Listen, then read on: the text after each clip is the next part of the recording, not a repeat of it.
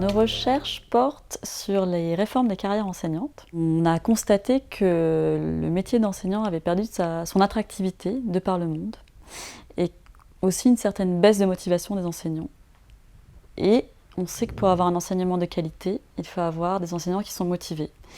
Et on a essayé de réfléchir à voir si à travers une carrière plus attirante, on pouvait revaloriser le métier, remotiver les enseignants. On va avoir la question des salaires, la question de la stabilité d'emploi, mais aussi la collaboration, l'autonomie, le statut, l'autodétermination. Donc toutes ces variables-là, si on réfléchit bien à comment on conçoit la carrière, on peut faire en sorte qu'elle soit mieux valorisée. On a constaté qu'il y a énormément de pays qui sont en train de réformer leur carrière enseignante actuellement ou qui l'ont fait par le passé. Il y a donc un fort potentiel pour apprendre de ces pays-là. Il est utile pour eux d'avoir ces informations avant de se lancer dans des réformes qui sont coûteuses et assez intensives.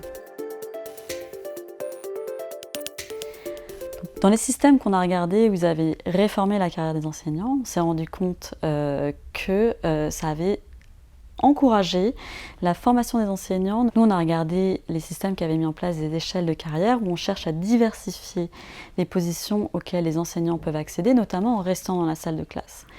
Et donc, quand c'est bien conçu, on peut établir des rôles où les enseignants deviennent des enseignants collaborateurs, par exemple. Donc, ils continuent à enseigner en salle de classe, ils ont une décharge de leur temps de travail, mais ils ont des responsabilités en plus qui font qu'ils sont responsables pour encourager la collaboration entre les enseignants, organiser des formations, aller ouvrir leur classe pour que les enseignants viennent voir ce qui s'y passe, aider les autres enseignants à préparer leurs cours, etc. Cet aspect qui était très important pour nous, c'était par rapport à la collaboration des enseignants, de finalement chercher à ce que les enseignants ne soient plus isolés dans leur salle de classe.